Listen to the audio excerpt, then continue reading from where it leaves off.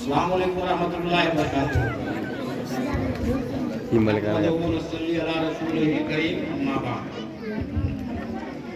ابھی گزشتہ کچھ پہلے آج سے لگ بھگ 4-5 سال قبل اور اس درمیان 10 سال کے عرصہ میں جبکہ ہمارے گاؤں میں جناب جی یا مکتب یا اکرم اس طرح کا کچھ نہیں تھا،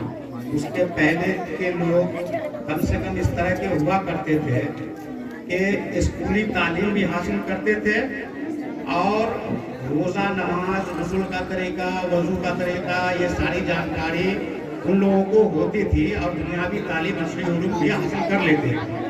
لیکن بیچ کا 10-15 سال ہم لوگوں کا ایسا گزرا کہ ہمارے بچے میٹرک انٹر گریجویشن پی جی سب کچھ کر لیے، لیکن نہ اسے غسل کا طریقہ معلوم، نہ اسے وضو کا طریقہ معلوم، نہ نماز کا طریقہ معلوم۔ تو اس سب کو دیکھتے ہوئے ہمیں یہ لگ رہا تھا کہ بھئی یہ ہماری عوام عصری علوم میں کچھ بھی حاصل کر لے، لیکن جب یہ ہمارے اسلام کی جو دینی چیزیں ہیں جس کی معلومات ان لوگوں کے پاس نہیں ہوگی تو یہ آگے کی نسل پھر کیسے چل پائے گی اور ان لوگوں کا دین سے کیسے جڑا ہوگا۔ تو اس چیز کی فکر مطلب ایک اندھیرا گاؤں میں چھایا ہوا تھا۔ اس اندھیرے میں مفتی جمال صاحب ایک لیمپ لے کر کے ایک بلب لے کر کے ایک روشنی لے کر کے آئے اور انہوں نے یہ نظام ایسا قائم کیا کہ بھائی بچے پارٹ ٹائم 1 گھنٹہ اپنے مکتب میں وقت دے، اس سے کم دینی علوم حاصل ہو جائے، روزہ نماز کی جانکاری ہو جائے اور حرام و حلال کی تمیز ہو جائے، ایک اسلامی طریقے پہ یہ چلنے لگے۔ کیونکہ ہم لوگوں کے ساتھ جو مسئلہ تھا کہ باہر بھیج کر بچوں کو دینی تعلیم دلواتے تھے، بہار سے باہر سفر جانا پڑتا تھا تاکہ دور جا کر کے بچے دینی تعلیم حاصل کرتے تھے۔ اور معاشرہ ایسا مطلب یہ زمانہ آ گیا کہ اگر کوئی عالم بن گیا، حافظ بن گیا، قاری بن گیا، مفتی بن گیا، ان کے بعد ہوتا یہ تھا کہ بھائی اب ان کو یہ سوچنا پڑتا تھا کہ اب میرا کیا، اب میرا شغل کیا ہوگا یہاں سے اور میرے آمدنی کا ذریعہ کیا ہوگا۔ تو یہ فکر ہوتی تھی اور یہ فکر اور جو لوگ عصری علوم میں ہائر ایجوکیشن حاصل کرنے کے بعد ان لوگوں کو اسلام کے طور طریقے پہ چلنا نہیں آ رہا تھا، تو اس طرح سے یہ مفتی صاحب نے ایسا نظام قائم کیا کہ ماشاءاللہ کچھ فیملی کے بچے آج کے ڈیٹ میں ایسے ہیں گاؤں کے اندر جو کہ صرف پارٹ ٹائم 1-2 گھنٹہ اپنے گاؤں کے ہی مکتب میں دے کر کے انہوں نے 5 سالہ دینیات کا تعلیم کو حاصل کیا اور اما سپارہ الف میم سپارہ حفظ کیا۔ اس طرح کے کئی فیملی میں بچے ہیں، تو ماشاءاللہ ان بچوں کے لیے یا ان کی فیملی کے لیے یہ ہے کہ وہ بھائی کم سے کم یہ ہے کہ 80 علوم بھی حاصل کر رہے ہیں۔ اور اس طرح کے بہت سارے بچے ہمارے گاؤں میں جو اما سپارہ اور اسلام سپارہ دونوں حفظ کر چکے ہیں، 5 سالہ جو دینیات کا کورس ہے وہ بھی مکتب سے کر چکے ہیں حاصل، اور ماشاءاللہ آپ کے سامنے 4 بچے پہلے حفظ کر چکے ہیں یہاں سے، 2 بچہ یہ 6 بچے اب تک اس مکتب سے حفظ مکمل کر چکے ہیں۔ اور آپ لوگوں سے دعا کی درخواست ہے کہ آپ لوگ دعا دیں اور بچے اس طرح سے کامیابی لیتے رہیں، بچے جہاں بھی پڑھیں۔ بچوں کی کامیابی میں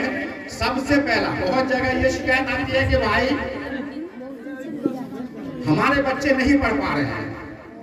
تو ہمارے بچے نہیں پڑھ پا رہے ہیں تو اس کے لیے میں ایک مثال دینا چاہتا ہوں۔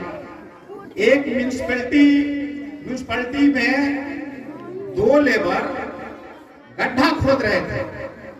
ایک لیبر گڈھا کھود رہا ہے اور محنت کر رہا ہے، اور گڈھا کھودنے کے بعد دوسرا لیبر آ کر کے پھر اس گڈھا کو بھر دیتا ہے، اور وہ پہلا لیبر پھر آگے بڑھ کے دوسرا گڈھا کھود رہا ہے، پھر یہ جا کے اس کو بھر رہا ہے۔ اس سے کسی آدمی نے پوچھا کہ بھائی یہ کیا کر رہے ہو، اتنی محنت سے تم گڈھا کھود رہے ہو اور اتنی محنت سے یہ گڈھا کو بھر دیتا ہے، تو آخر اس سے فائدہ کیا ہو رہا ہے؟ کہا کہ دیکھیے ہم 3 ملازم ہیں یہاں، جس میں ایک ملازم ایبسینٹ ہے، وہ اپنی ڈیوٹی پہ نہیں آیا ہے، میرا کام گڈھا کھودنے کا ہے، میں بخوبی گڈھا اپنے کام کو انجام دے رہا ہوں، گڈھا کھود رہا ہوں۔ ان کا کام ہے گڈھا بھرنے کا، یہ بھر رہے ہیں، لیکن بیچ کا جو ملازم ہے جس کا کام تھا اس میں گڈھے میں بیج ڈالنا، وہ آج ایبسینٹ ہے۔ تو اس گڈھے میں جب بیج نہیں ڈالا جا رہا ہے تو اس میں پودا کیسے نکلے گا؟ تو بس وہی چیز ہے کہ استاد محنت کر رہے ہیں، محنت کر رہے ہیں بچوں کے ساتھ، بچہ محنت کر رہا ہے، رٹ رہا ہے، لیکن جو بیج ڈالنے والا، جو والدین کا والدہ ہونی چاہیے، وہ ایبسینٹ ہے، پرماننٹ ایبسینٹ ہے۔ ان کو بچے کی فکر ہی نہیں ہے کہ ہمارے بچے کیا کر رہے ہیں۔ تو اس چیز پہ دھیان دیں، گارجین جب تک ایکٹیو نہیں ہوں گے ہمارے بچوں کے اندر تعلیم نہیں ہو پائے گی۔ تو گارجین کو یہاں ایکٹیو ہونا بہت ضروری ہے، کیونکہ گارجین ہی بیج ڈالنے کا کام کریں گے۔ استاد رٹائیں گے، بچہ رٹے گا، لیکن گارجین ایبسینٹ رہے گا۔ خاص کر کے میں اپنے گاؤں کی خواتین سے گزارش کرتا ہوں کہ آپ لوگ ایک مرغی سے سبق لیجئے۔ مرغی کو دیکھیے کہ شام ہوتے ہی اپنے سارے بچوں کو سمیٹ کر کے پھلنا میں ڈوب جاتی ہے۔ اس کو اپنے بچے کی فکر ہوتی ہے کہ شام ہو گئے، ہمارے بچے کہاں ہیں۔ تو اس طرح سے ہمارے گاؤں کی خواتین بھی کہا کرتے ہیں، اس مرغی سے سبق لیجئے کہ رات ہو گئی، میرے بچے کہاں ہیں۔ اپنے بچوں کو لے کر کے اپنے گھر میں، اور آپ گھر میں سو گئی، آپ کا بچہ رات کے 11 بجے 12 بجے 1 بجے کہاں گھوم رہا ہے، نہیں گھوم رہا ہے، اس کی فکر آپ کو لینی ہے۔ اس طرح سے ہر والدہ کو ایکٹیو ہونا، زیادہ تر لوگ پردیس رہتے ہیں باپ، ہر ماں باپ کو اپنے بچے پہ بالکل ہی ایکٹیو رہنا چاہیے۔ ایک مرغی سے سبق لیجیے کہ ہم اپنے بچے کو کم سے کم اپنے ٹہنی گھر میں لے لیں، اور یہ رات کے 12-1 بجے تک بچے ہمارے کہاں، اس کی فکر ہونی چاہیے۔ تبھی معاشرہ یا سماج اس میں سدھار ہوگا۔ ہماری نسل خراب ہو رہی ہے، ہماری نسل کیا بتاؤں، نشہ کی شکار ہو گئی، ہر طرح کی کیا پتہ برائیوں کا